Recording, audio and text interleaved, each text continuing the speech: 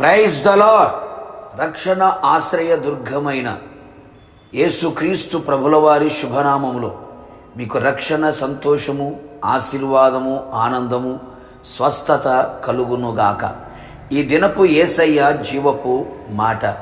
సమూయేలు రాసిన 2వ గ్రంథం 22వ అధ్యాయం 3వ వాక్య భాగం.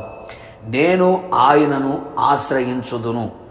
యేసయ్య పాద సన్నిధిలో నిలిచి ప్రతి విషయములో ఆయన నామమున ప్రార్థన చేయుచు ఆయననే ఆశ్రయించి ఆయన ద్వారా సమస్తమును పొందుచు అన్ని విషయములలో ఆశీర్వాదమును అనుభవిస్తూ అనేకులకు ఆశీర్వాదకరముగా నిలిచి ఆయన కొరకు సాక్షిగా బ్రతుకుచున్న నా దేవుని ప్రియ దైవ జనాంగమా, యేసయ్య మనకు ఆశ్రయ దుర్గమై ఉన్నాడు. నిరాశ్రయులకు ఆశ్రయమైన వాడు, నిరాధారులకు ఆధారమైన వాడు. ఆయన యొద్దకు వచ్చు వారిని త్రోసివేసే దేవుడు కానే కాదు. అట్టి దేవుణ్ణి ఆశ్రయించిన మనము ధన్యులమై ఉన్నాము. యేసయ్యకే అధిక స్తోత్రము, మహిమ, ఘనత, ప్రభావము కలుగునుగాక. భక్తుడు సెలవిచ్చిన చక్కని మాట, నేను ఆయనను ఆశ్రయించుదును అని. నిజమే ప్రియులారా, మనుషులను, రాజులను నమ్ముకొనుట కంటే యేసయ్యను ఆశ్రయించుట మేలు. ఏ మనుష్యుడు నమ్మదగిన వాడు కానే కాదు. నా యేసయ్య ఎంతో నమ్మదగిన దేవుడు, ఆశ్రయమైన వాడు.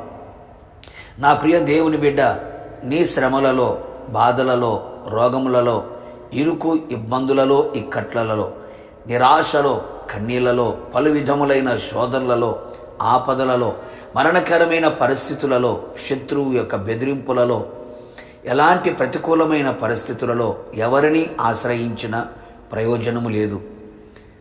ఎవరున్నా, ఏ నరుణ్ణి ఆశ్రయించినా నష్టమే, మోసమే, నాశనమే తుదకు మిగులును.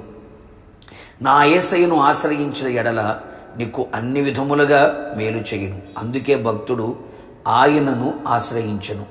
మనము కూడా ఆయనను ఆశ్రయమును కోరుదము. ఆయనను ఆశ్రయించు వారందరూ ధన్యులు. ఆయనను ఆశ్రయించు వారందరూ సంతోషించెదరు.